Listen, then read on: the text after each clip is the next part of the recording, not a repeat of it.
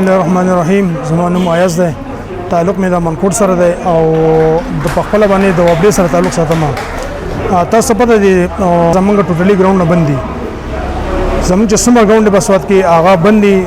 مطلب دا دی چې باقي سپورټس نه کېږي. نو کم کارونه چې هغه پینډینګ پراته دي هغه تر اوسه پورې هغه ونه شولو.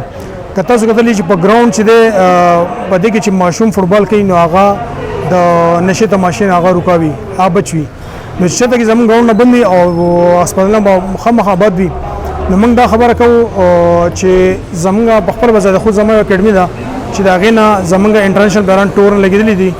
زمونږ پاکستان آرمي لکستان زما پلیران تللي دي، مختلف ډیپارټمنټونه تللي دي. آیا زمونږ ګراونډ نه بند شوي نه زمونږ ټوټلي پلیران چې دي هغه په سپورټس باندې ډېر غټ اثر پرې باسلی دی. زمونږ ګراونډ نه د هغوی نه زمونږ پلیران نشو ته تماشو ته اوښتي دي. نو آیا موږ دا ریکویسټ کوو چې تاسو مهرباني وکړئ زمونږ گراسی ګراونډ دی، کابل ګراونډ دی، سوات چې څومره ګراونډ دی تاسو مهرباني وکړئ دا زر دا کولاو کوي. بل زه ډي سي ته سپیشلی ریکویسټ کوم چې یاره ډي سي صاحب زمونږ د ګراسی ګراونډ یو خبره هم ته کړې ده چې آیا موږ به د کرکټ ګراونډ برابرو او د فټبال به موږ کرکټ ګراونډ ته اړو.